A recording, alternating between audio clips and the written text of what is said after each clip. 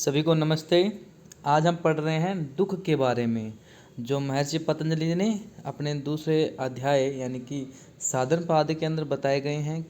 और 15 जो सूत्र है उसमें बताया गया है परिणाम ताप संस्कार दुख गुण वृत्ति विरोध, कि जहाँ पर इन सब चीज़ों के कारण, दुख के कारण, गुण के अंदर विरोध होने के कारण क्या होता है, दुख में व सर्व विवेकानी, जो विवेक व्यक्ति है के लिए भी क्या हो जाता है, सब दुख में हो जाता है।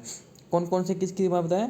परिणाम ताप संस्कार दुख। परिणाम ताप संस्कार, इन दुखों के कारण गुण वृत्ति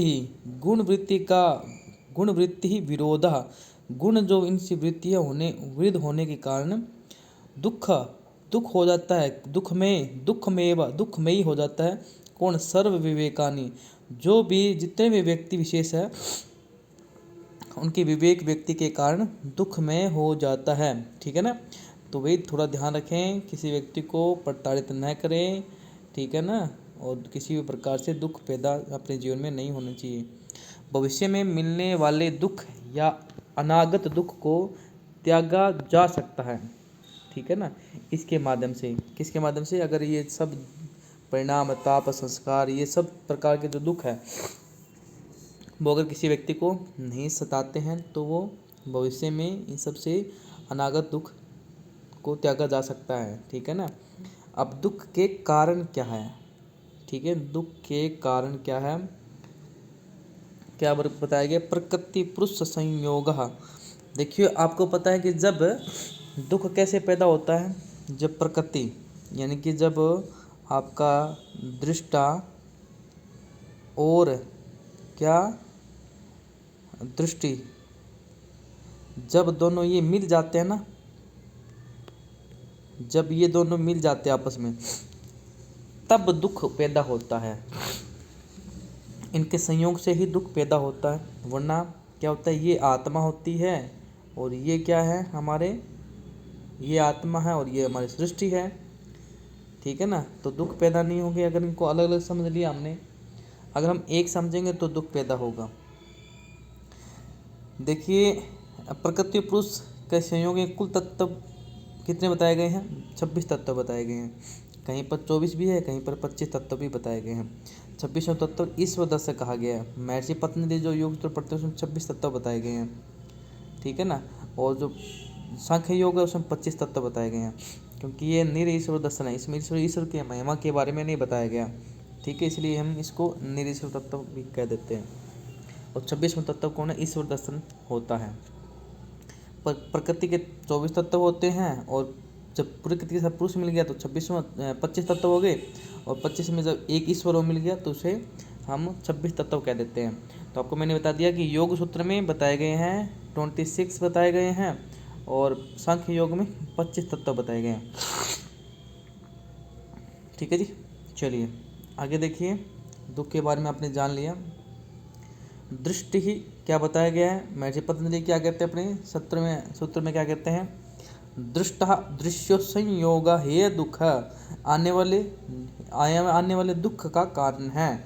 कौन कौन? दृष्टि और दृश्य, यानी कि दृष्टा मतलब आत्मा व दृश्य मतलब प्रकृति का संयोग ही दुख है। ठीक है जी। अब देखिए दृष्टि क्या है? प्रकृति क्या है? प्रकाश, क्रिया, स्थिति, सत्य, रज, तम स्वभाव वाला है और भोग करने वाला है। ठीक है ना। भोग मतलब जिसका भोग किया जाता है, यानी कि इन सब चीज़ों का भोग किया जा सकता है। ठीक है ना। तो ये है हमारा दृश्य। जितने भी बाहर के जो आवरण हैं वो सभी दृश्य मात्र हैं। भोग अपवर्ग, क्या कहा गया? भोग अपवर्ग इसका प्रयोजन है। भोग करना, भोग विलास में रहना, और अपवर्ग करना, इनसे संबंधित जो भी विकार पैदा होते हैं उनका अपवर्ग करते रहना ही इनका प्रयोजन है। यानी कि इनका मतलब कि ये चाहते हैं। ठीक है ना। इनका प्रयोजन करना चाहिए। विशेष अविशेष लिंग अलिंग के परिणाम है। ठीक है ना। जब हम पढ़ते हैं ना विवेक, वो हम इस सूत्र पढ़ते हैं ना, विशेष अविशेष की, ईश्वर क्या है? विशेष अविशेष लिंग अलिंग से भी परिपूर्ण है। ठीक है ना। अब देखिए प्रकृति के बारे में क्या बताया गया है। अब तो पढ़ सकते हैं आप लोग प्रकृति के बारे में क्या बताया गया है। ये देखो मैंने आपको देखा ना, विशेषा, ये प्रकृति का रूप बताया गया। विशेष अविशेषा लिंगालिंग लिंग मात्रा लिंग अलिंगानी गुण गुण प्राण गुण गुण प्रवाणी, ठीक है ना। तो ये देखिए इसके बारे में बताया गया कि विशेष अविशेष लिंग मात्र अलिंग, इनके क्या है, गुण हैं। किसके? प्रकृति के गुण बताए गए हैं। ठीक है दोस्तों, तो इस प्रकार से हम भी इसको पढ़ते रहेंगे और सीखते रहेंगे।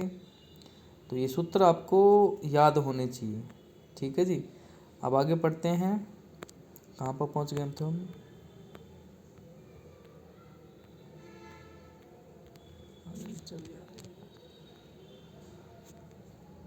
अब देखिए आप कि विशेष, अब इसमें कहते हैं विशेष क्या है, अविशेष क्या है।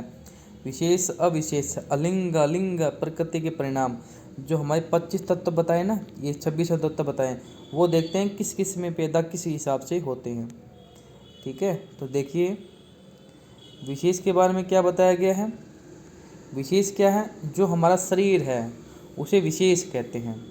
इस शरीर में क्या है, 5 ज्ञानेंद्रियां हैं, 5 कर्म इंद्रियां हैं, 5 स्थूल भूत हैं, ठीक है, 1 मन है। अब इसमें पता है ना, ये देखिए 5 5 5 5 5 1 है हमारा मन हो गया, टोटल 16 ये हो गए। अब 5 ज्ञानेंद्रियां कौन सी हैं, जिसे आप ज्ञान अर्जित करते हो। कर्म इंद्रिय 5 पता है। स्थूल भूत जो महर्षि घृण ने क्या बताई गई है, 5 धारणाएं बताई गई है, यानी कि जिसमें 5 तत्व है आपके, वो आपके स्थूल भूत हो गए। 1 मन आपका, जिसे अतेंद्रिय भी कहा गया है। अविशेष जो भारी, जो दिखाई न देती है, यही तन मात्राएं, रूप रस गंध वो वाला, ठीक है ना। अहंकार, जो मन बुद्धि के साथ अहंकार जुड़ता है। और लिंग क्या है, आपकी बुद्धि है। अलिंग क्या है, आपकी प्रकृति है। ठीक है, और क्या है, और क्या बताया गया है। और इसमें 25वां तत्व कौन सा है, आत्मा, यानी कि पुरुष है। दृश्यम दृष्टा कहते हैं, ठीक है, दृष्टा कहते हैं। और 26वां है इसमें ईश्वर।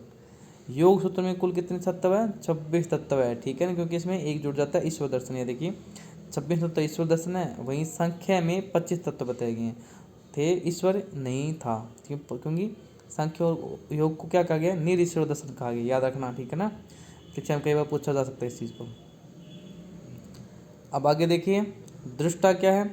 दृष्टा आत्मा 4 बताई गई है, इसमें 4 आत्मा को इसमें वर्णन किया गया है, ठीक है ना। 4 प्रकार हम आगे पढ़ेंगे। क्या है, ज्ञान स्वरूप, देखने वाला, शुद्ध ज्ञान, और पुरुष। दृष्टा दृश्य मात्रा शुद्धोपि प्रत्यक्ष अनुपस्य, ठीक है ना। दृष्टा दृश्य, यानी कि इसमें पुरुष और प्रकृति क्या है, शुद्ध रूप में, प्रत्यक्ष रूप में अनुभूत होते हैं, वो हमारा दृष्ट है। पुरुष के बारे में क्या कहा गया है, ठीक है, बुद्धि का प्रति संवेदी पुरुष है। बुद्धि का प्रति संवेदी है, बुद्धि का जो उत्तरदायी वो पुरुष कहलाता है। जिसके पास विवेक बुद्धि है वो पुरुष का रूप कहलाता है, ठीक है ना। दृष्टा क्या है, आत्मा पुरुष वह। दृश्य क्या है, प्रकृति के संयोग से के कारण क्या होती है, अविद्या ही है, ठीक है, जिसका फल क्या होता है, दुख होता है, ठीक है। अविद्या के कारण हमें दुख होता है। और अविद्या कब होती है, जब दृष्टा और जब दृश्य एक हो जाते हैं तब हमें अविद्या होती है। अविद्या के अभाव से केवल्य मिलता है, इसके अभाव से, भाव से नहीं, अभाव से हमें केवल्य की प्राप्ति होती है। अविद्या विवेक ख्याति से नष्ट होती है, ठीक है। अविद्या को अगर नष्ट करना तो विवेक ख्याति। विवेक ख्याति क्या है, दृष्टा और दृश्य को अलग अलग समझना, ये विवेक ख्याति है। सिंपल सा आपको बता दूँ कि विवेक ख्याति क्या है, दृष्टा और दृश्य को अलग अलग समझना। जिसे कहा गया अभिपलव और परिपक्व अवस्था, इसे परिपक्व अवस्था भी हम कहते हैं। अब हम पढ़ते हैं अष्टांग योग, ठीक है ना। अष्टांग योग, ध्यान से पढ़िए, ये सबसे ज़रूरी है। प्रश्न कई बार इसमें से आते हैं। पहला प्रश्न ये है कि यम नियम कितने हैं हमारे, 8 यम नियम है। यम नियम आसन प्राणायाम प्रत्याहार धारणा ध्यान समाधि इतानी अष्ट कर्माणि। ये देखिए क्या होता है, यम नियम आसन प्राणायाम प्रत्याहार धारणा ध्यान समाधि योगा अष्टवाहिनी, योग अष्टवाहिनी। ठीक है ना। तो इस प्रकार से आपको ये मंत्र भी, ये सूत्र भी याद है, आपको याद होना चाहिए। दूसरे अध्याय के 29 सूत्र में बताया गया है। ठीक है दोस्तों।